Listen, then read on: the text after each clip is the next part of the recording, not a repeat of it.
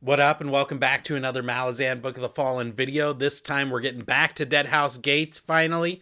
Had to get through all that tournament stuff, and this time I wanted to do a couple of chapters at once, but there's just so much going on that we're just going to do Chapter 8 this time. So, let's get into it.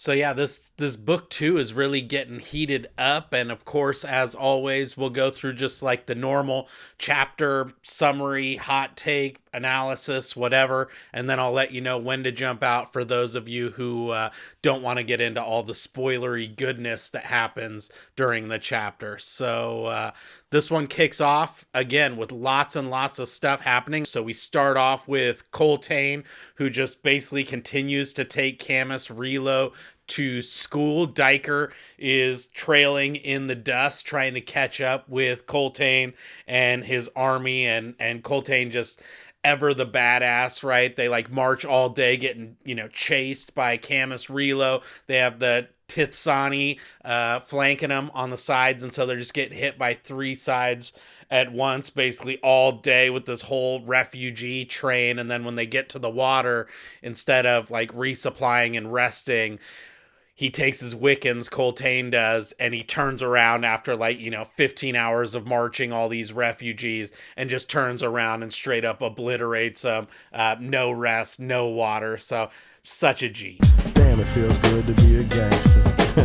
And as Diker is kind of trailing them and following the trail and whatever, he's like interacting with the natives, and you can see that this like legend of the Wiccans is growing, and they're, kind of going from just kind of well-known or, of high repute or whatever to truly becoming legendary in their status. But also at the same time, they're like really up against it as they get out across the Odan, right? They have to basically stick to the known watering holes. Like water and resources are an issue for this army, and so that just basically eliminates all options except for just going from watering hole to watering hole, which means that your enemies can essentially predict your every move and make you pay for it. No, I'm not gonna kill myself. And Camus Relo has like a huge amount of overconfidence, right? Because he's got the numbers, A, and B, he knows exactly what Coltain has to do to make it to Aaron, which is really his only escape route. And so even though like Diker's impressed by all that he's seeing as he's following in the wake, he pretty much is pretty dour and downtrodden and essentially assumes that they're pretty much wrapped up at this point. Knowing when not to quit, that's always harder than throwing in the towel. But then we catch back up with Felison, Heboric, and Bowden, and they're basically still out in the desert. They're essentially dying of thirst and also at each other's throats. Heboric seems to be in a little bit better spirits for whatever reason after his little affliction, and he's kind of making jokes at Felison's expense a little bit, but just razzing her a tiny bit. And then we see Felison actually try and assassinate Bowden in a super shady way. She invites him to her tent. Well,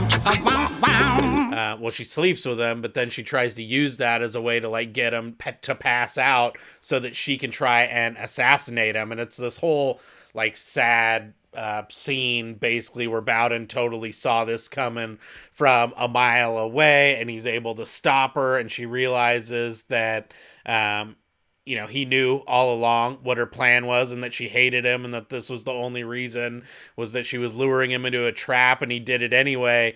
And she says, I think something to the effect that he wanted to shine a mirror back at her. I read this a while ago, but so that she could see basically what a scumbag that she's become. That's cold-blooded. Bowden basically hits her with a cold-blooded serving of her own kind of medicine in a way. And the whole thing is just pretty sad and pretty savage by Bowden.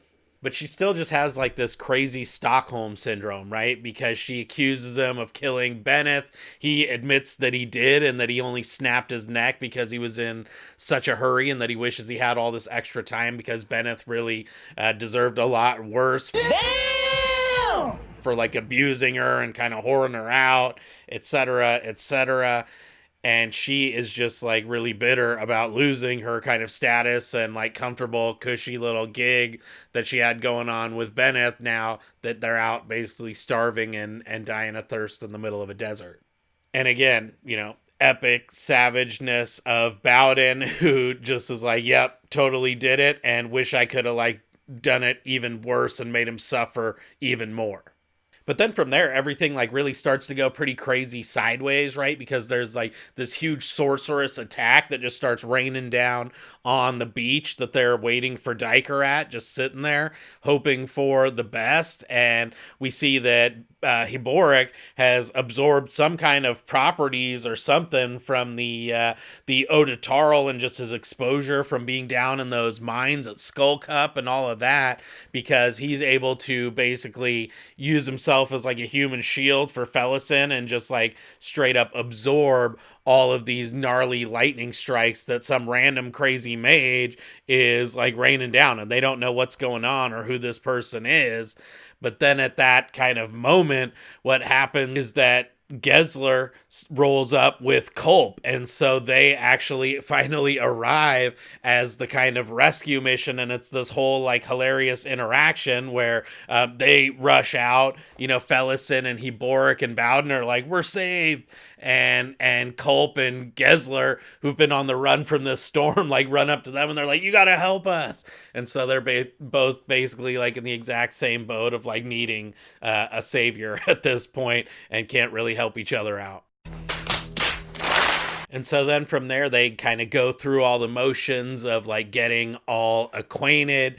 We have Hiboric, who like clowns Gessler and Stormy and Truth for being part of the cult of Fenner within the army, and they get all butthurt, or Truth does for sure. Culp kind of speculates that the mage creating this storm is just some crazy cracked up, like somebody who went nuts from being in Skull Cup and too much exposure to the Odotarl. And he's able to, when he's accessing his warren, he can actually see Hiboric's like ghost hands, right? And so for whatever reason, after his interaction where he touched the jade statue and called down Fenner, he has kind of, two ghost hands, and Culp can actually see him. And the one hand on the left side is all like glowing with power, and it's coming from his tattoos, and it seems like that's his hand that's coming from Fenner.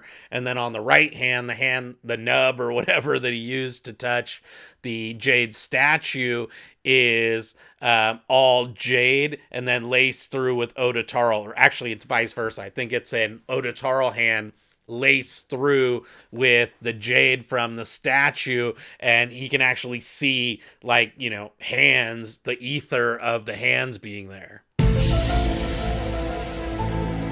And neither one of them really knows what's going on, but that's definitely, you're going to want to sock that one away for later. We have Gessler, who's super suspicious of Bowden, and then we basically have Felison's internal monologue where she hates everybody and is just full of so much like rage and trauma and pain that she's really nursing that hatred, particularly for Tavor, but increasingly now towards like Bowden and Hiboric as well, and pretty much everybody she meets, because she isn't particularly sweet or kind or thankful to Culp, Stormy, Gessler, and Truth for showing up to pick him up off what is otherwise a deserted island, pretty much.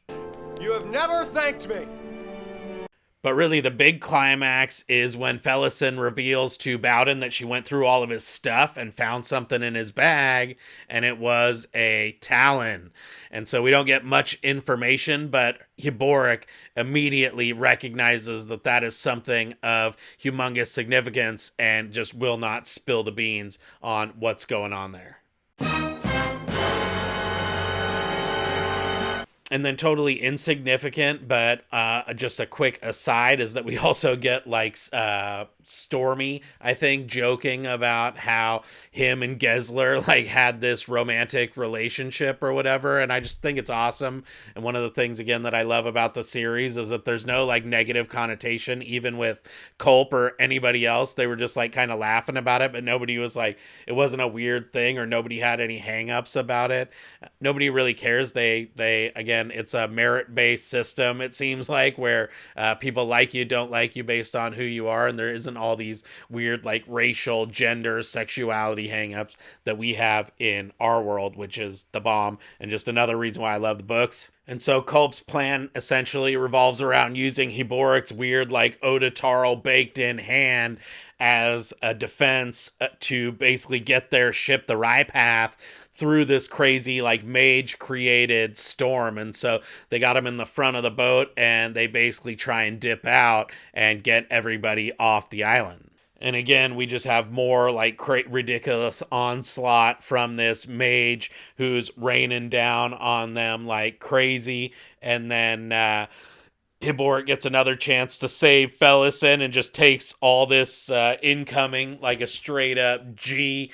Bowden saves Truth from going overboard and totally like shreds up his hands in the process, and they ultimately end up escaping into this kind of like shard of a warren that has been flooded. Stormy's got a bit of a wound. Hiboric uses his like Fenner laced ghost hand to cauterize the wound. He offers to do the same for Bowden. Bowden's like, dude, I'm good.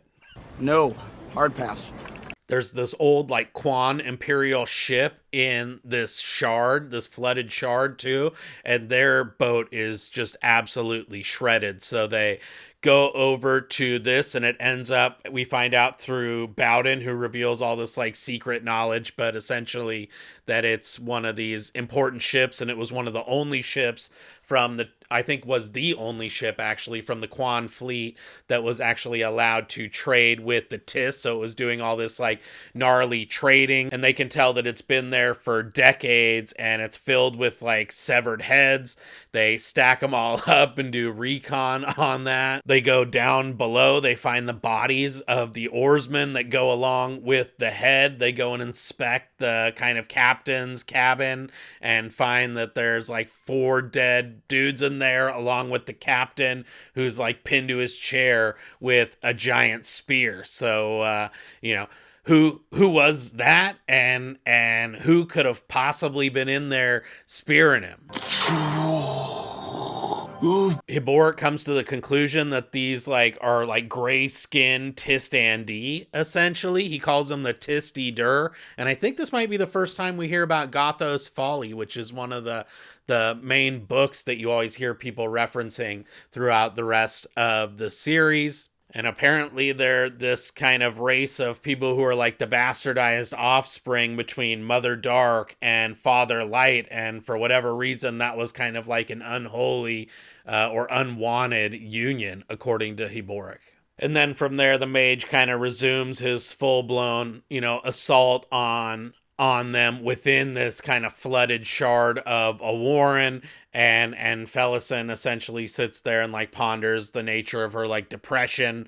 She nurses that hatred for Tavor and basically everybody she's with, and also does reflects on herself that she has she has these moments where she recognizes how far she's kind of fallen and kind of seems to recognize the rut that she's in, and has these kind of lucid moments of consciousness where she gets that, but just doesn't seem to be able to break through the trauma and stuff to kind of begin anew. I totally relate to that. Okay, and then this last little bit is also like a crazy encounter, because we have Fiddler who wakes up in the shadow temple, essentially, of Iskar Pus after being rescued by Mappo and Ikariam. Recognizes and asks some uncomfortable questions about Ikariam. He knows Ikariam and the stories of him being the maker of mechanisms, and also a hugely like deadly figure as well, or a scary, person, or somebody to be feared,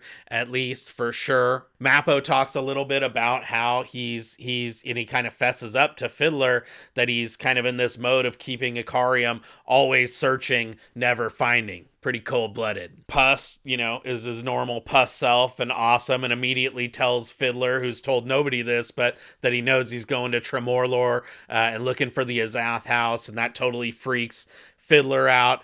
We also get this really killer quote from Fiddler about how essentially Iskar Pust is like an avatar of Shadow. We get to see what a crazy G'd up healer Iskar Pust actually is. They all also start to kind of connect the dots that the Shadow might actually be trying to use Apsalar because of that connection between her and the rope still, and that seems like a justified actual suspicion just because Pust is having his external monologue going crazy on that front and just saying all kinds of shady stuff and just overall being a little bit more than just your normal kooky Pust. And ultimately, it's obvious, right, that there's just a lot of scheming and planning going on the part of Shadow. And so that was just one chapter. There's so much stuff packed in.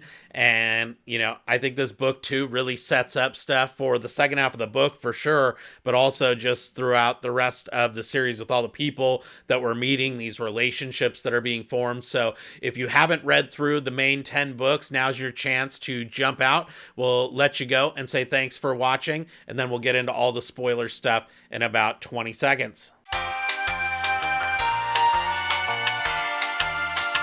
So yeah, in this one, there's a lot of deep stuff, and I just picked out a couple to maybe get the conversation started in the Discord and the comments or whatever. But yeah, that Bowden stuff where he sleeps with her at first and then threatens to rape her and all the kind of crazy exchange back and forth with that, where I think, he was really trying to light a fire and to get her to kind of break through, and maybe he's trying to goad her into having that fire in her belly to fight back and stand up for herself and be a person again and not just kind of look for what's the path of least resistance, even if it's not ideal. And then he really, puts that back on her, and she does some self-reflection there and feels really bad towards the end of the chapter as it's kind of closing out through her external monologue. So again, you just, the more I read Fellas and stuff, the less I dislike her, and the more, you just see how